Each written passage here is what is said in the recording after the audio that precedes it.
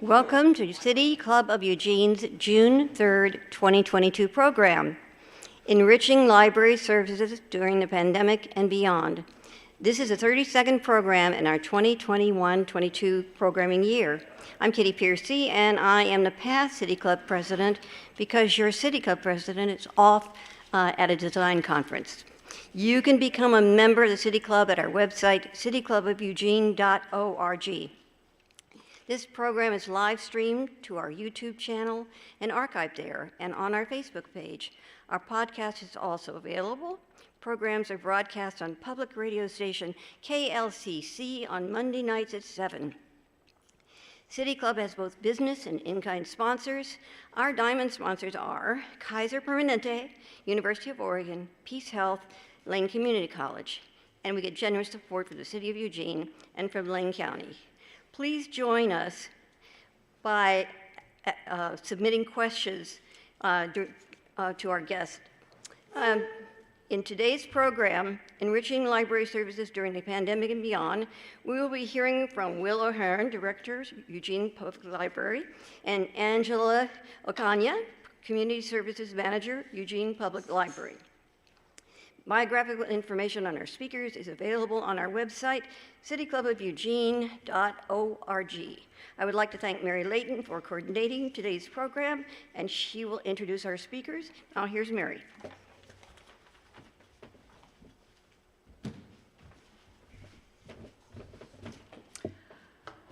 In 1957, when I was a bookish Southside Chicago girl of 10, my mom was welcoming her 7th child into the world. Well, my dad was too. And I was free to take myself in search of reading material. So I walked to 43rd and Halsted, got a CTA bus to 55th, transferred to the 55th Street bus, and got off at Sherman Park Library at Racine. Now, I happily note that one bus would get me there. At the library, I knew exactly where to find the Betsy, Tacy, and Tibb books that were my passion in those days, and carried home the newest batch, by bus, of course. By the time I was 14, we'd moved to the suburbs, and I could ride my bike to the Arlington Heights Main Branch Library. One day, I had the rare and distinct pleasure of giving information to the librarian. While checking out books on my school's freshman summer reading list, I presented her with a copy of Richard Halliburton's Royal Road to Romance. She hesitated, thinking it was a novel too racy for a young person. So I got to explain that it was a book of travel experiences that included a visit to the Taj Mahal, and she let me take it out. For that list, I broke my usual habit of reading only fiction. In later years, I got to patronize the bookmobile sent to Horton, Oregon, admire the awesome reading rooms and open stacks of the main library of Baltimore downtown, and became a frequent visitor to the Little Falls Library branch in Bethesda. Finally, I came back to Eugene. The prize-winning architecture of the new main branch stole my heart immediately. When I walked in the doors, I remembered that my friend Molly helped find the money to get it built. I saw neighbors cruising the stacks and pecking away at the computer stations. I saw folks I know from the unhoused community beefing up their knowledge of issues that interest them.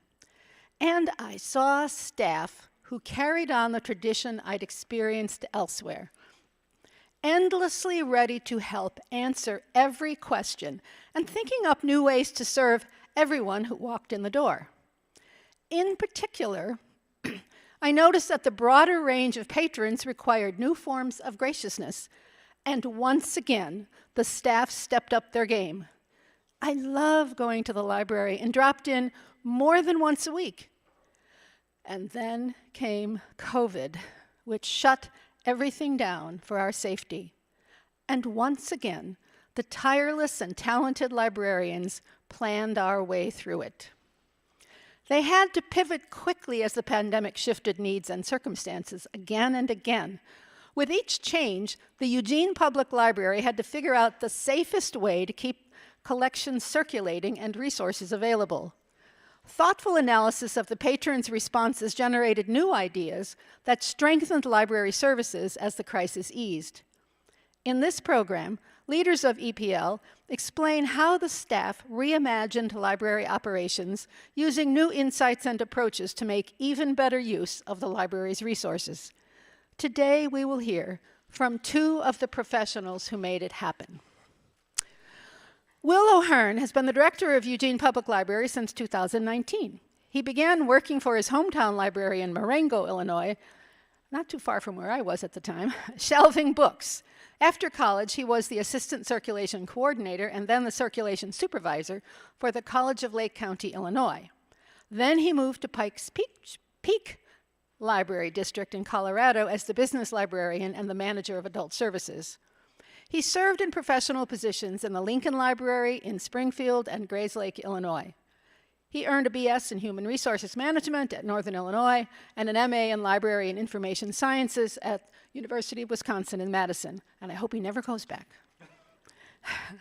Angela Akana is the Community Services Manager with the Eugene Public Library and has served as a member of the board of the Intellectual Freedom Roundtable of the American Library Association. She won the 2016 California Library Association's Young Adult Librarian of the Year Award. In the same year, her Teen Pride program was picketed and challenged by some members of her community. She must have been doing something right. She is a dedicated graphic novel reader and has spoken at comic book conventions across the nation, merging her passion for comics and the freedom to read.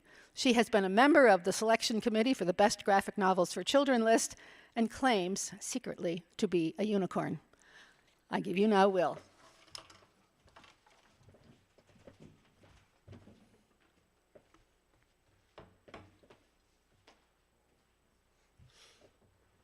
Thank you for that lovely introduction. Appreciate that. Very lovely there. Well, first off, saying that I'm learning something new from this presentation, that Angela is a unicorn, so that's definitely interesting for me as well. And thank you for the lovely introduction again, Mary. And so we'll talk a little today with you guys about how your library thrived, survived, and even thrived during a pandemic. And how we're going to do that is take you through the past, which I'll tell you and take you through. And then I'm going to have Angela talk a little bit about our present day. And then we'll also talk about where we think libraries are going in the future. So let's go ahead and get straight into it. Just like many places, the library had a lot of unique challenges that were during the COVID pandemic. One of the things libraries really stand for is intellectual freedom, meaning people can pursue whatever intellectual pursuits that they want to. And part of that is actually creating an environment that has privacy as well, because we want people to feel comfortable and free to be able to use whatever resources they want. We pride ourselves on being a place where people come into the library, we welcome you, and then we leave you alone, and you can enjoy and do whatever you want, unless, of course, you need help, and then we'd be happy to help you with that as well. And so having that welcoming and then intellectual freedom, we had to really balance that out with the safety of our library, knowing that we wanted everyone to be able to easily come in and out of the library and be able to pursue whatever they're looking for. And also that puts a bit of a damper on things like contact tracing as well, too, because we wanted to make sure we did address that appropriately. And so the library really wanted to make sure we dealt with our environment to make sure it was as positive as possible for people to be able to do. And the library also prides itself on being a safe place for all people during previous to the pandemic, but particularly during the pandemic as well. And for us, what that means is that beforehand, we wanted to create a psychologically safe place to be, but in the pandemic, being physically safe was even more important than ever. We also had to work with best practices, which sometimes conflicted with each other or changed overnight, and open to interpretation is what I would say as well. And so we had to deal with that pretty quickly. We didn't know quite where we fit when we got governor recommendations, state recommendations. Are we a retail environment? Are we an educational environment? What does that word mean? How do we interpret that? And so it became difficult to work through that. And while we caught stride later on, particularly at the beginning of the pandemic, there was a lot of changing things pretty quickly that we had to interpret. So that was particularly tough for us as well. And so our approach during this time was really to be a pillar of stability for our community. We wanted to be that place in an uncertain time, to be a certain place that people could depend upon. And so for us, what that meant was when we opened a resource, we were cautious and made sure that we could completely and always do what we said we were going to do and not rubber band our services back and forth, sprinting ahead, and then having to shut it down for whatever reason. So we worked really hard instead to make sure that when we did offer a service, we kept it, and then we moved forward and continued to expand it in a thoughtful, consistent manner. Because we heard from people, again, the library was a lifeline for people. It was a place where, again, people depended on. Some people had a lot more time, and so then they couldn't travel the world. So the only way they could travel the world was through the windows that the library offered. And so we were really proud of our ability to do that. And while we did have to shutter our physical doors like so many places in March of 2020, we worked really hard to open our virtual doors as widely as possible, bolstering our already fairly robust adult collection, and then building, not quite from scratch, but pretty quickly, a fairly small collection of young adult material virtually to a really robust collection there as well, too. We also pivoted quickly to make sure that we always had our chat and phone services available, particularly during the beginning of the pandemic. There was a lot of misinformation about COVID. And so we wanted to make sure to point people towards trustworthy resources that they could get good, credible information from. And so we had lots of calls of that, and we wanted to make sure to continue on with that so people could be pointed in the right direction rather than potentially injecting themselves with bleach or something like that. So it was really important for us that people had that because it could be a matter of life and death. And so for us, we focused on two things in particular, I think, that really came out was access and partnerships. And so let's talk a little bit more about access and how we focused on that. For us, access is really critical because we want everyone to be able to use the library. One of the ways we did that was just recently, last month, May 1st, we actually went fine-free for all our material, meaning that as long as you return the item, you don't have to pay any fines. Of course, that if you do lose or damage the item, we ask that you replace it. It's the old kindergarten rule, put it back like you found it. And so we were able to actually, through an equity lens, look through that and say, hey, we want to make sure everyone could use our valuable resources, knowing that while $5 or $10 for some people could be just an easy service fee, for other people that blocks them from completely using the resource whatsoever, and the folks that really need those enriching resources. And there's actually some shame behind those library fines. Don't worry, of course, I have them as well too, or had them anyways, but a lot of people would just, instead of address it, go move forward and stop using our facility. And that wouldn't benefit anyone in our community. And so that's why we wanted to go fine-free. And we find that lots more materials came back. We've already had, since in the past month, 140 patrons that haven't used the library in the past 2 years previous to the pandemic have come back and started using our checked out books and gotten their library card back going. So it's already working. And the beautiful thing is we actually, I'm thinking we'll probably see, we're going to see more items come back in the long run because more people will return those items rather than keeping them in shame or not recognizing they can't pay for it. So in the end, it's more access for everybody. We also focused on cards for students. There are a few parts in Eugene that are in Bethel and 4J school districts that are unincorporated. The Eugene Public Library's service area is the city of Eugene proper, so there were some students who didn't qualify through a free public library card through property taxes. In Eugene, it's about 50% of kids at a third grade reading level don't read at a third grade reading level. They're below that. And statistically, they never catch up. And so we really wanted to work hard to make sure that we gave everyone as much opportunity in our community to get those reading levels up as much as possible. That's really important to us. And we're also even looking at extending this to 0 to 5-year-olds, recognizing literacy doesn't start when you go to school, but there's even some things that say it starts before you're born, but we'll stick with at least 0 to 5 here. We're also worked in accessibility for our building. That's really important for us that people can use our facilities. We installed hearing loops at our service points in our popular presentation areas for programs. And essentially what it is it connects with hearing aids. A hearing loop connects with hearing aids and has something called a T-coil. It's kind of like a Bluetooth, so you can really clearly hear what that person's saying rather than picking out all the ambient sounds.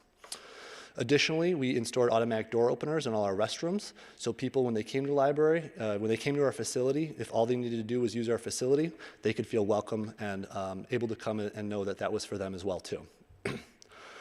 We also worked on our bilingual communications. Everything we put out is in both English and Spanish. And while, of course, it communicates to everyone the details of the event or things we're doing, a press release or whatever it is, it also communicates to people that we expect and hope everyone in our community to use those services and items. And speaking of bilingual, we actually have story walks throughout our community, a couple different places. And I know this might be heresy for some of you, but we would actually deassemble a book, we would take it apart, don't worry, it would be used. Then we laminated that book and then put it all around paths in some of our parks.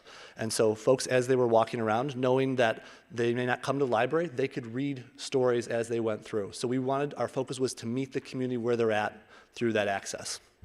Speaking of those partnerships, that was another area that we really worked on hard, is partnering with our community and figuring out how we could make the biggest difference. One we're really proud of is our Lane County WorkSource, which is the kind of employment office here for Eugene and all of Lane County. When the pandemic first initially happened, there were so many unemployment claims that they no longer had a physical space in which to work out of. And while most folks were able to go to a virtual environment, those most vulnerable, those who did not have the resources in which to go to or lacked the technological capability in which to do so, were left behind. Recognizing this as an opportunity to help our community, we actually went ahead and gave them a physical location, and hundreds of people have come, applied for and received jobs, looked extensively for jobs, got interview coaching, and the library's even put aside a room where someone can have a Zoom interview, recognizing, of course, in our new world, that's the norm. And some people don't have that in their house, where a cat, dog, child, or anything else in between maybe make it difficult to have a good interview as well. We also partnered with the Museum of Natural and Cultural History. We started giving away activity kits during the pandemic. Essentially, an activity kit is sending folks home with a craft. It was funny because at the beginning we started doing it for kids, and then the teens wanted craft kits, and then guess what? Adults wanted craft kits too. It's something that we've actually carried on throughout the pandemic and we're doing for kids in the future, but I digress. We partnered with the Museum of Natural and Cultural History on a grant where they would help us with some activity kits that would actually complement their lessons alongside them, and we distributed them out. We worked with Transponder on a diverse book group. We were looking to do a diverse book group ourselves, but recognizing there's other people in our community already doing that might be experts of that. Instead, we helped signal boost them, support them by giving them the books, help them with some facilitation as well too. We also started introducing hotspots to our community, and if you don't know what a hotspot is, it's essentially the size of a smartphone, which emits a Wi-Fi signal where you can get the internet on off the cell phone towers. And so essentially, what we've done is we recognized during the pandemic that the internet went from nice to have to absolutely essential to live, to work, to go to school, to stay connected, stay on top of the latest information that's coming out. And so we planned between 200 and 300. We worked with our foundation on a fundraiser. We ended up with so much community support from Eugene here and the community members here, we ended up with 500. And so what we did is we took 250 of them and circulated them out to our community. We're essentially checking out the internet. If you want, you can put one on hold and get it after a while. There's lots of holds on it. They're very popular. And we also wanted to be intentional about connecting the disconnected. So what we did is we actually checked them out to organizations that we knew would be able to help folks that may slip through the cracks. And so we intentionally checked them out to organizations like CORE, the Downtown Ambassadors, Safe Sleep Sites, community-supported shelters, and then lots of other places. But we knew we wanted to make sure that helped people who were disadvantaged most. And there's lots more, and Angela will tell you a couple more of those later on, and we won't even capture them all today with partnerships. So not everything worked. Let's be real honest with ourselves. Not everything was perfect. At the beginning of the pandemic, particularly creating lean processes, we were learning as we were going, and we did not create the leanest processes up front. And sometimes the pandemic forced us to create processes that were not as efficient as we wanted to be. Like, for example, pulling all our items. When we had browsing, we kind of took for granted that people would come in, we'd just put it back on the shelf. You'd grab it, take it out, check it out yourself, return it, and we'd put it back on the shelf. Now, with, of course, quarantine, which I'll talk a little bit more here in the future, we would have to pull the item ourselves, every single item that we checked out. Then we'd have to put it on a cart, let it sit for an indeterminate period, depending on whatever suggestion was there. Then pull it off, put it on the hold shelf, and then give it to the patron. So from what went from 1 touch, turned to 5 touches. And so we're really proud of every single item we checked out because it was an uphill battle to do. We also, of course, quarantine time. We were grateful when that went away. It was like 7 days, and it was 5 days was the recommendation, and then 3. And that just delayed the time in which people could get the valuable items that we wanted to make sure people had access to. So that just delayed that a little bit. And so we were very grateful when that went away. And lastly, counter service. Because we did not have browsing at that time, because there was recommendations from experts that that was not advisable, we tried to counteract that and meet our community's needs by offering counter service, where we'd pull items for people on the spot. And it was fairly labor intensive, and it worked really well for 2 or 3 people who wanted 2 or 3 items. It did not work very well for 10 people who wanted 10 or 15 different items. And so we learned from that as a way to move forward, and we're grateful. The recommendation is browsing is okay. The other thing I think we learned is that we sometimes moved ahead a little too fast. And there were some times when we had to do that. There was not a lot of options. But there were other times where we could have really worked harder to communicate with our community and our staff on our changes. I think sometimes we didn't recognize the change saturation folks were going through because so much was changing. Previous to the pandemic, we could change something, tell them people once or twice, and they could absorb that fairly quickly. Because people were saturated with that change, we had to we felt like we had to over-communicate, which turned out to be the right level of communication. And I think at the beginning of the pandemic, previous to us opening, we looked inward and said, how can we get back library services, instead of asking, what are our community needs? And I think we've changed and pivoted during the pandemic to really say, not what are the library needs of our community, but what are our needs in the community, and where does the library fit within the bigger picture there? So what worked for us and what did we learn? We wanted to, rethinking our approach and being really flexible, we had to be very flexible, was really important for us. Taking a fresh new look at all our services and wiping away what we previously always, all the things that we traditionally considered, we had to look at the world with fresh eyes. So being flexible and just knowing everything's up in the air and just try to go with things, and if it didn't work out, we'll fix it and make it better. We also seized this opportunity to innovate. And it was actually a little bit easier to innovate and try new things because everything was up in the air and we were just doing our best in that time. For example, one of the innovations that came out during this time was something called Library of Things, which is checking out non-traditional items. We had a number of items in our makerspace, which is what I would call not a pandemic conducive space. It's a size of maybe 3 large closets is what I would say. And so instead of, people would usually come to the library, use those materials, and then they would go home. The librarian's worst enemy is unused resources. So what we did is what we're really good at. We started checking those out to people, and it was so popular.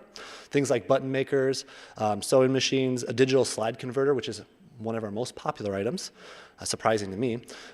We are actually taking this from a pilot project to something that's going to be a service ongoing for the future, even after the pandemic. And we're going to expand that, and I think you'll see some of those coming out here even later this month.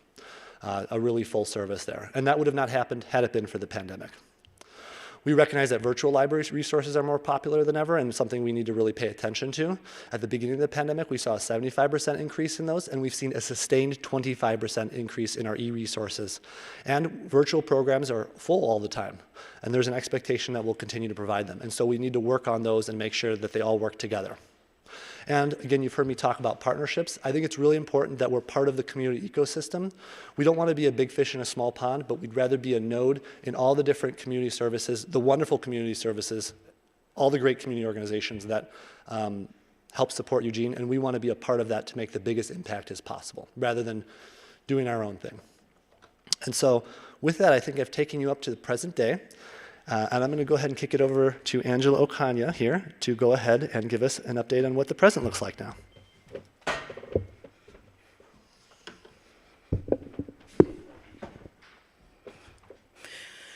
Thanks, Will. I've spent 25 years in libraries. And I always think of the library as the third place. It's the place that's not home, it's not work, it's a place to come out and relax. I spent many a day of my childhood curled up in the science fiction section with a book that was much bigger than my head. And so Will walked us through what happens when you take away that physical space. And so I get the really fun job of telling you what it's like when we can welcome everyone back into the physical space and have the library as a third place. So what's the library look like now? Well, you ever move and you're sitting in your new place and you're surrounded by boxes and it's full of anxiety, so you decide to open up one of the boxes and unpack it, and you say, oh, why did I pack this? Why didn't I like, why didn't I recycle this? Why did I bring all this stuff with me? That's what it's like at the library right now. So during the pandemic, we held off on updating things, and so we are currently in the process of updating every computer and internet station for the public. We've refreshed all of our comfy seating on the second and third floor. We've reopened our teen space with a new teen librarian and a whole gaggle of teens. We've brought back our interactive activities. So in the teen room, this looks like puzzles and board games. We have a puzzle on the second floor, right next to the music listening station, where you can kick your feet up and put a record on and listen in the library. You can even play on the keyboard and make music yourself. In the youth department, this looks like the return of interactive activities for young kids, tangible, tactile things that they can get their hands on. And we've seen through this the return, the slow, kind of tedious return of programming. As we balance this place of virtual and in-person, and with the library being, kind of a cautious lot, we've started to bring programming back into our space. This summer, for the first time, we will have our summer reading program have programs in the building as well as out of the building and continue our virtual programs. Summer reading is one of the coolest, most exciting events that we look forward to every year. It's been going on in libraries for officially 10 million years. And so when we have this, it's trying to encourage kids to read at a time where school's not present. And we don't want kids to be not set up for success the next year they go back to school. So we love to talk about books. We love to encourage activities to get families and teens involved in reading so they can keep up their literacy skills during this dead period. The city of Eugene celebrates summer reading by handing out free books to all kids and teens. Even adults can get into the action these days, and we celebrate with fun activities. In fact, if you come down to summer reading at the library, you may even sign up for the Teen Kickoff Slushy event. It's very wet, it's very sticky, it's got a lot of sugar. You have to be a teen, though, to come. So we're really excited to bring back these fun, interactive programs that have been missing. This week launched summer reading, and for me, it was a moment of pride and joy because for 3 years, we hadn't seen the big summer reading poster go up, and it went up this year. So I encourage you all to come down and get your free book. The only space that remains closed, as Will alluded to, is our maker space. Without adequate staffing and needing to refresh all of the technology in that space, we thought of creative ways to get that technology out to you. So that you could create a maker lab in your living room. Whether that's checking out the sewing machine, the button maker, or hotspots, the growth of the program is super exciting. I'm probably not supposed to tell you all of the cool stuff coming out, but I'm very excited for board games, giant Jenga, tiny robots, and yes, the second most requested item, a paper shredder. So come down to the library, we'll be slowly rolling out all of these items that you can take home and use for yourself. So some of our partnerships have continued in the pandemic, but now they're returning back on site. 15th Night, which deals with youth homelessness in the Eugene area, is back for Burrito Fridays, although sometimes that's Pizza Fridays or Burger Fridays or Sushi Fridays, but it's a way to get kids engaged downtown, make sure that they have a meal over the weekend when a lot of services are closed. Our partnership with Centro Latino Americano has included gardening story times in English and in Espanol. And we welcome everybody back. Transponder, which Will talked about, as we created these book boxes. Literally when our doors were closed, we mailed kids books and activities. If you couldn't come to the library and we had your address, we mailed them to you. And this partnership with Transponder is now back in person. So teens from the Transponder Book Club meet at the library. We've built new relationships with the Bethel Family Council and expanded upon our partnerships with United Way. We've even rethought how we work with Word Crafters, the writing organization here. Did you know that we have a story machine in the airport? Haha, so if you are hanging out at the airport, you're about to catch a flight, find our story machine, hit one of the big buttons, and you can read a story from somebody local in Eugene. One of the biggest partnerships that have continued that has the most impact is our work with the Assistance League.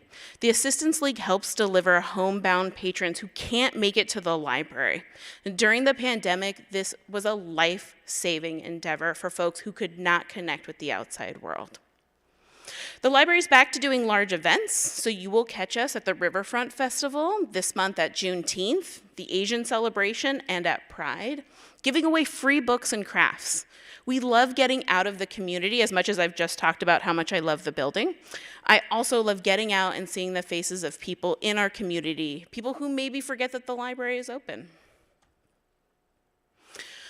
So the pandemic, I think, in organizations across the nation, gave us a moment to stop and reflect.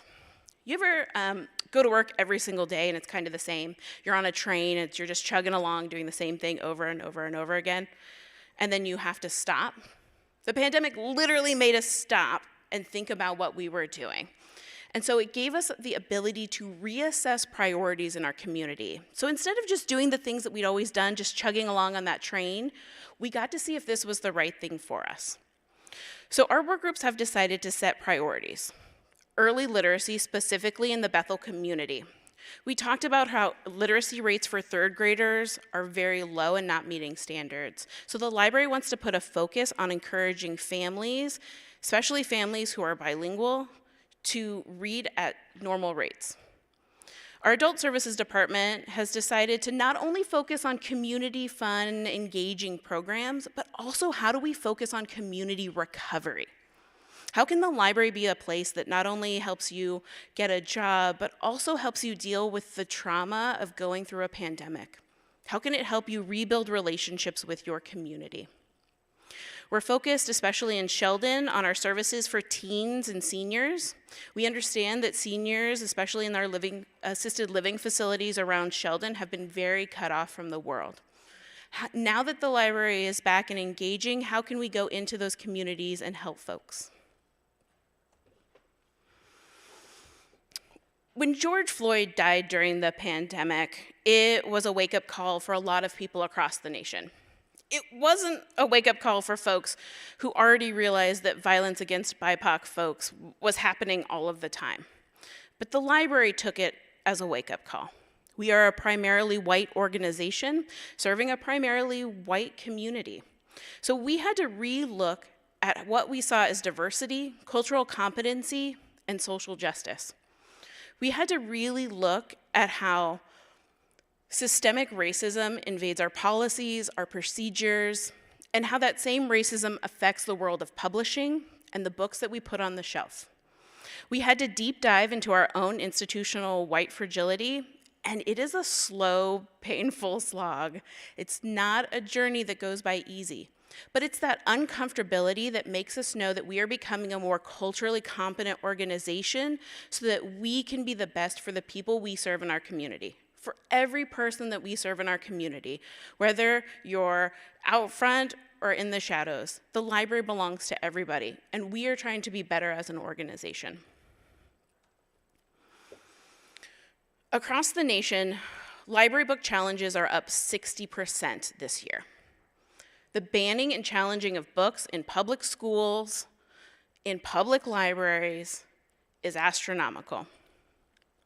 This primarily focuses on BIPOC, Black, Indigenous, and people of color authors, as well as queer authors. It is not about the content in the books. It is about the content of someone's lived experience that other people have issues with. Legislation across the nation has made it so that librarians can be jailed, that other organizations make it so they have to vet books before they put them on the shelf, and are literally pulling books off of shelves.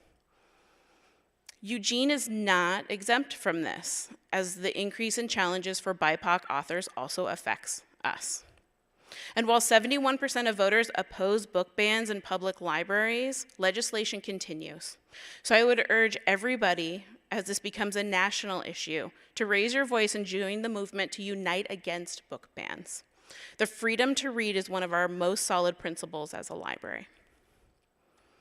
Okay, it all sounds delightful and wonderful, and we're working really hard, so why would I tell you that anything is difficult? Well, just like every other organization in the nation, we are facing staffing shortages. It is desperately hard to find folks who want to work at the coolest place in the world. You wouldn't think it was possible, I know, but it is. People are reevaluating their lives. They want to put dinner at the table at 5 o'clock and take their kids to soccer at 6. They don't want to work the weekends. They want to stay home. They want to provide a life that's different than the one on that train that they kept going on, which means it's been very difficult to staff even a really cool place like the library. Our staff themselves, understaffed consistently, are facing constant change. Will talked a bunch about what we were doing in the pandemic, but that meant we changed often and quickly. And sometimes we're a battleship and not a sailboat, and so change is hard for us. And there's a malaise that I think that sets in with constant change, a fatigue, a tiredness sometimes from staff, where you want to bring yourself to work that is your best self, but it's hard sometimes. And so as an organization, recognizing that it's hard and that we don't have all of the answers, but really wanting to support staff so that they can be their best, so that when we help people in the community who are also tired and fatigued from everything that's been going on, we want to provide that environment. And now we're going to tell you about the future of the library. Thanks, Angela. Appreciate that. So we'll talk a little bit about some of the. I'm going to fix this mic here real quick. Angela, you're a little shorter than me, so I'm going to fix it up here. There we go. So we're going to talk a little about where we think public libraries are going in the future, particularly through the lens of the pandemic. We think it's going to be, we have to work really hard to have virtual and in-person services. It's not going to be or. We have to treat them as all, instead of saying, here's our virtual services and here's our physical services, and never the two shall meet. Instead, we have to design them together and be really thoughtful how they interact with each other. Folks are going to check out physical items and virtual items together.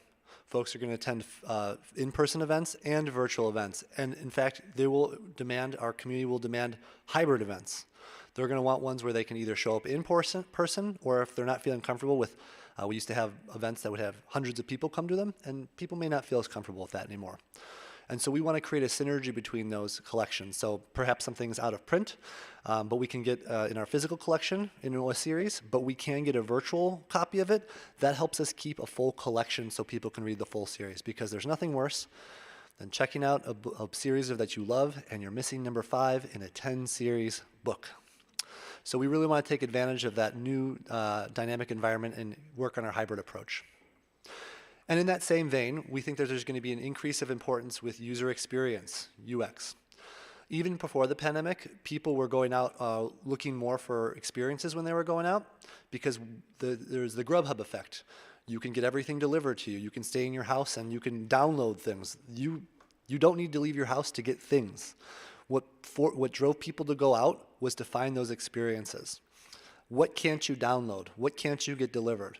That feeling of community engagement, being around knowledge, having that privacy feeling and still a welcoming environment. Having in the youth area a wonderful place where kids can interact with each other and play with educational and enriching toys.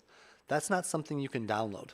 And so we really want to focus on how we can create a really great experience for every user coming in, because when people do go out, they're really looking for that experience more and more than even those items as they previously had been looking for. And we want to continue to focus on access. For us, it's all about eliminating barriers to use.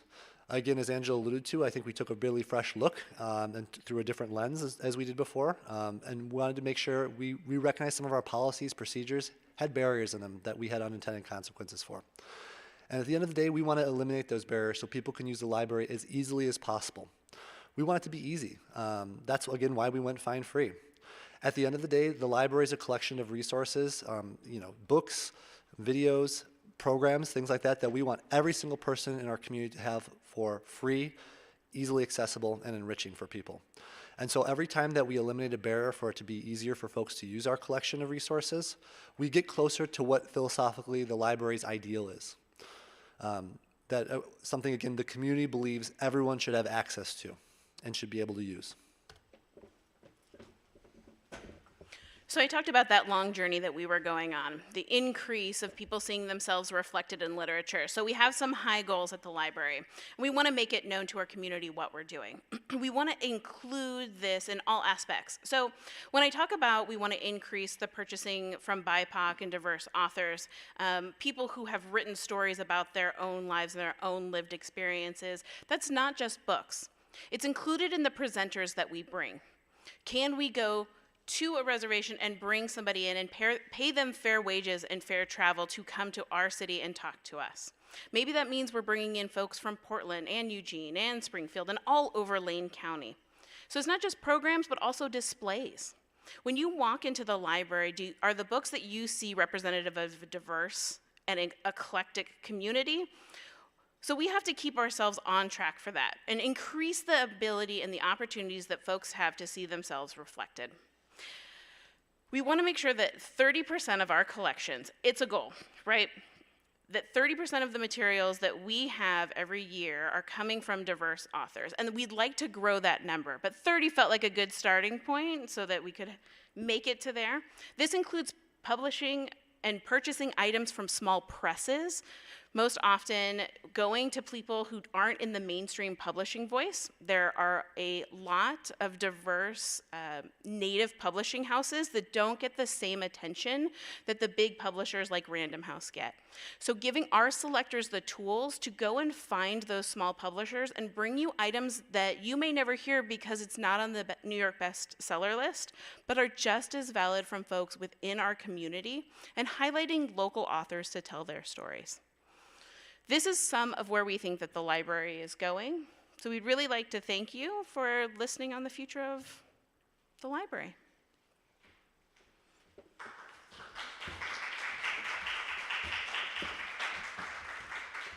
We will now take a 5-minute break. Those of you watching on live stream will see a number that you can text your questions into. At 5 minutes, we'll come back and do the question and answer period.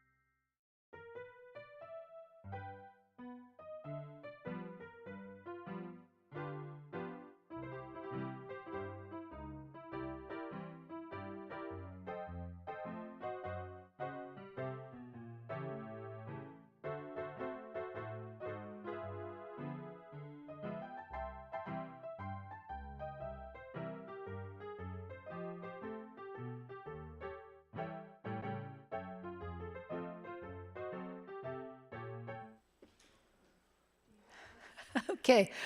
Some questions came in from the audience. So here we're going to start with these that came in from online, and then as people in the room come up with questions, they'll show up with the other mic. First question is,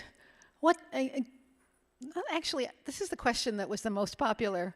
What's in the library of things? Yeah, so the Library of Things, again, is a collection of items that are non-traditional. Within them, Angela talked about board games. We're also going to have cake pans within that. Right now, we currently have sewing machines. We have digital tablets you can draw on. They're basically a collection of things that we kind of got from our maker area. Sewing machines are available within our library. Currently, even right now, you could check out one of those out. We have 2 different looms. We have a laptop loom and I guess a traditional loom. I don't know. We have 2 different looms. I know that much. And then a digital slide converter, which actually is our most popular item. I was surprised we actually are going to buy more of those because they're so popular. There's like 20. Well, last time I checked a couple months ago, there was like 22 holds on it. And I would just tell a joke like, oh, and people like this, that. And I've hand sold that to like 5 people saying, I'd love to do a digital slide converter. Yeah, and so those are some of the things that, Angela, you can tell a few more too. I was like, I know I'm not supposed to tell you all of the things upcoming. The Library of Things will roll out over a year, so it'll be a slow integration of things. But the very coolest human, Heather Sears, is our selector currently, and everybody tells her what to order. One of the more interesting things is we did a tour of the mission recently, and so we were talking to the mission about how we could partner with them and anything that they wanted from the Library of Things. Of course, Heather wasn't on this tour, so we were like, tell us, and we'll just give her more work. The mission came back and asked for metal detectors. They thought that that would be a really fun hobby that people had asked for, so we'll be including metal detectors so you can go to the beach and find hidden doubloons or go do anything like that. Board games were the #1 most popular requested item, in case you were wondering, because I only told you about #2. Slide scanners, the GoPro camera. We have really cool, I talked about tiny robots. We'll have a lot of different STEM activities for everybody to use. So it's really cool. We did a community survey to see what people wanted in the collection, and so we'll probably do that after we've launched everything in a year. We're not taking donations of materials. I'm sure Heather would like me to say that. We're going to let it roll for a year and then figure out what we need to do next and what the community wants us to purchase. So you talked about partnerships, and you actually have quite a lot of partnerships. What makes a good partner? What are you looking for when people, because I immediately thought of a partnership idea, and I thought, wait, what are they looking for? What are the specs? You know, I think for me, it's finding 2 organizations that desire a similar goal, of course, to support the community, but to find where in the Venn diagram do we have overlap, and even looking for those areas where we both have some skills, but maybe not a complete set of skills, those gray areas. So you find them in those gray areas. Maybe we're really good at circulating something, but we're not really knowledgeable in a particular area, or maybe talking about diverse book clubs. So finding a place that wants to talk about that, but maybe isn't as good at circulating those materials might be a really good partnership, because we have an element that we can bring to the table, and so we both have a shared goal, and they have an element they can bring to the table. And I think that really makes a good partnership. That's a really critical component. Oh, that was great. Yeah. Okay, great. I crushed it. Well, here's just a personal question. What's your favorite, your personal favorite? Everybody has tastes and interests. What are your personal favorites? Well, I'm a sucker, so as you may have heard in my bio, I became a teen librarian, so teens have a soft spot in my heart. And I moved here a few years ago, and I saw that there were tons of unhoused teens when I went to Eugene, like across the street at LTD. Teens would come in and only use the library for a bathroom, and I was a part of the group that got to the privilege of reshaping our teen space. And it was during that work that I met the folks from 15th Night and the work that they were doing. And so, as Will alluded to, when your values and your goals line up in a partnership, it puts together the perfect symbiotic relationship. And so my favorite, because I have a soft spot for teens, is working with 15th Night and all of the amazing relationships they build, and how then we build relationships with teens in the library, and then they build relationships, and we have overlap, and how that's spread to, we have something called the Downtown Care Team, which then invites all of us to the table looking for teens and caring for them in our community. So I just think that that's a really great partnership that we've been lucky to be a part of. And then for me, interestingly enough, when you said the teen bit, that's where your passion is, and that's why you did that. I worked in business for a little bit, and for me, that's a really critical part. So I think our WorkSource relationship, where we help people get jobs, I think was really critical. For me, I have a soft spot for that one. I really enjoy that one. I think it's quietly one of our most successful partnerships during the pandemic, because again, hundreds of people have come through, been able to get jobs, look for jobs, even have just again a good space to go through, and that's something our community really needed. And I feel like we were able to really fill that gap really well together in that partnership, and it was really a good symbiotic relationship there. So I really loved that partnership that continues on today. And actually, it just occurred to me, I was in one of those little study rooms with a friend from refugee resettlement. Do you do much work with English language learners or tutoring kind of spaces, or was that just a one-off? No, that's a good question. I'm not aware of that up front. Angela, are you aware if we do any of that? We've done some, I guess I can hold this.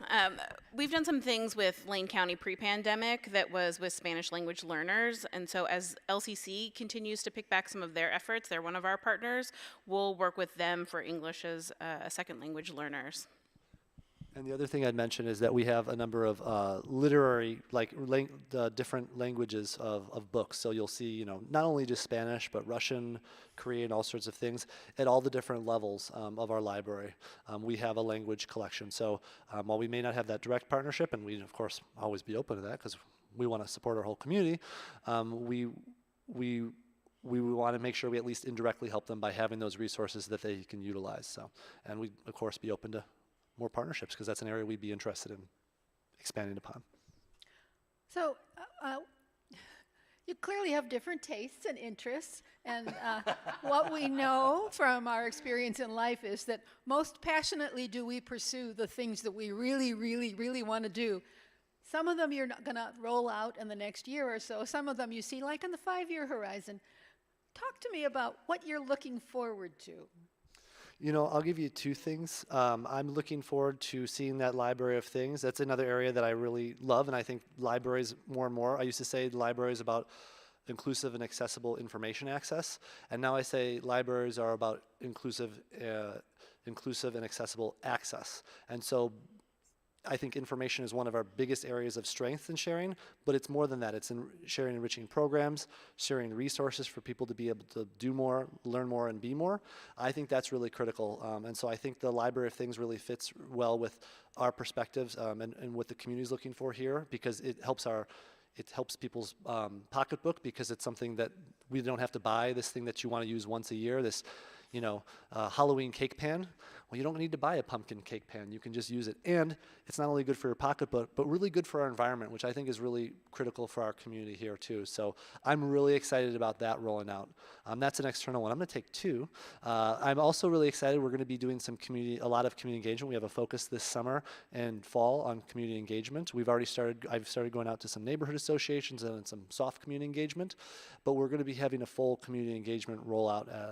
So surveys and going to events and quietly interacting with you, and you think you're just having a good time with us. We're actually getting to figure out what you want, because I think needs have changed a lot in the past 2 years for people, and we want to re-understand our community and understand what people's needs are today, what are our community needs that have changed. And so we really want to touch base with our community, understand what those needs are and how the library can fill those community needs today. Okay, if I was to be really boring, because now I'm in management and I don't do any of the fun things, I would tell you spreadsheets and systems and policies and procedures are my new fun thing, but that's really boring to talk about. So I think if I was to take the 5 years that we're coming, the 5-year plan is, I'm really excited about the work we are going to start doing in the Bethel community, expanding upon that. I would love us to have, Will has heard me talk about this, a new building for the Bethel community. We're really partnering with organizations there as part of our 5-year plan. I'm excited about the work we want to do with homeschoolers and homeschool families, and deep diving into, we talked about our foreign language collections, a refresh of a lot of those materials, and really figuring out what the community needs from there. I'm super excited for us going to the Sheldon High School. We have the Sheldon branch that's right there. We've done a little bit of a reorg in the system, and so the Sheldon Library really wants to get into the high school, which you think is like, oh, that's a thing you do all the time, but it's been hard and it's been a pandemic. So I'm super excited. Again, I probably lean very heavily teen. But probably the thing I'm really excited about is rethinking what community support looks like. So when Will mentioned cake pans being sustainable, really taking up some of the environmental causes that I think are very necessary in the world right now. So talking about things like fast fashion and how we can be good stewards of the earth, and how some of our adult programming can gain awareness around that over the next 5 years, and how we can make people more informed. That's the cool, non-boring spreadsheet answer. Unicorns can't be boring. If the work they're doing seems boring to the rest of us, I'm sure it's not boring there when they're doing it. All right, so outreach events. So again, a personal question.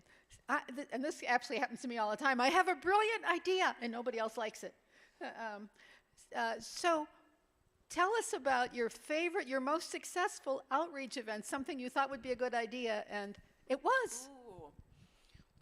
Okay, so this one happened last year. We weren't doing a lot of community events, and we got the invitation to come to I think it was the first Juneteenth celebration last year, but they told us like the day before.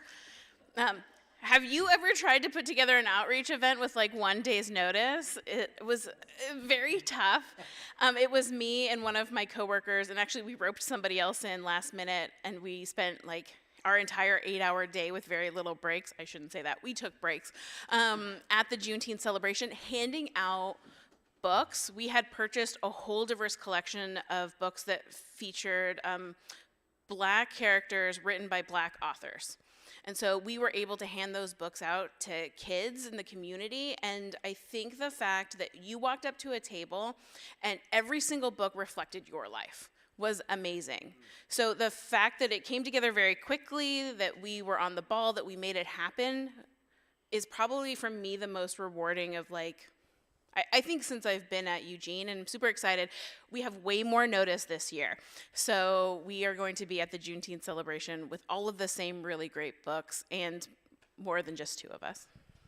I'll give mine really quick here. I think in the beginning of the pandemic, of course, we didn't have our building open, so it was hard for people to get access to the internet. And while we extended our Wi-Fi range, some people didn't have devices. And so previous to that time, we actually went and did, I think, an outreach. I think it was an Amazon community center. But we brought our maker van with us, brought some hotspots and tablets. And for folks who wanted to claim that check that they had, but were unsheltered or didn't have a place to be able to go to fill it out, to claim it, I think that was really impactful to make sure people got a chance to be able to have access to those things, so they could receive what was coming to them and what they deserved. I have to tell you that at the end of the pandemic, when you opened your doors again and I walked in the first time, I cried. I was so glad to see you. We've heard that story so many times, and we just really appreciate that. And now Kitty will take us out of the program. Thank you so much.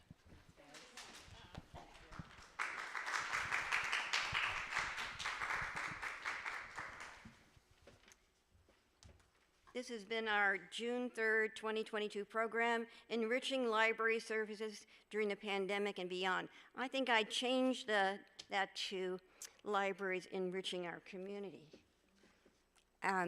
This is wonderful conversation about how libraries lead and leaders follow the lead of their community. And I think we're in a time where having real information and knowing that it's real is so hugely important. You've mentioned so many valuable things, but to me, knowing that you can go a place and get real information, to have confidence in that, is a gift to the whole nation, really. So thank you so much. Today, I'd like to recognize our diamond sponsors. Kaiser Permanente exists to provide high-quality, affordable healthcare services and to improve the health of our members and the communities we serve. More information is available at www.kp.org.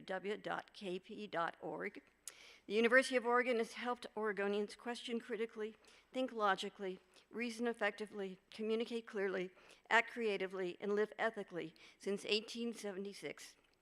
Get more information at uoregon.edu. Peace Health has been proud to serve Eugene, Lane County, and beyond as your hometown healthcare partner for more than 80 years. The Peace Health mission is to keep you and your family healthy. Learn more at peacehealth.org. Lane Community College transforms lives through learning. LCC provides comprehensive, accessible, high-quality educational opportunities that promote student success. For more information, visit lanecc.edu. We are grateful for the generous support from the City of Eugene and from Lane County. I'd like to acknowledge our Ruby sponsor, Johnson, Johnson, Lucas, and Middleton. Support for the City Club comes from Johnson, Johnson, Lucas, and Middleton, a team of experienced, compassionate attorneys fighting for justice. If you have been seriously harmed by wrongdoing and need help, contact us at justicelawyers.com. I'd like to acknowledge our Sapphire sponsor, Summit Bank. Support for the City Club comes from Summit Bank, your local community bank, an independent community bank headquartered in Eugene. Summit Bank serves businesses and professionals in Eugene, Springfield, and Central Oregon communities. For more information, visit spko.bank. Today's gold sponsors are Emergency Veterinary Service Hospital and Homes for Good. Thank you to our in-kind sponsors, KRVM 91.9 Radio, PAC Info, and Simplified Computing LLC, Dotson's Photography.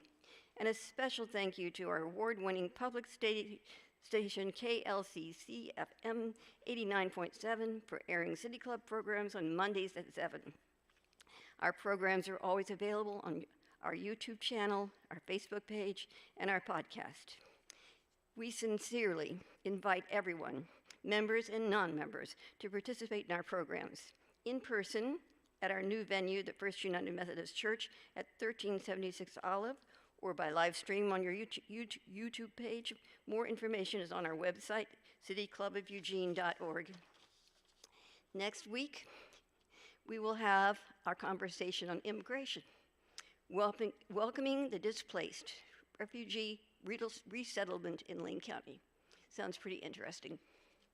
More details and information about future programs can be found online at the City Club's website.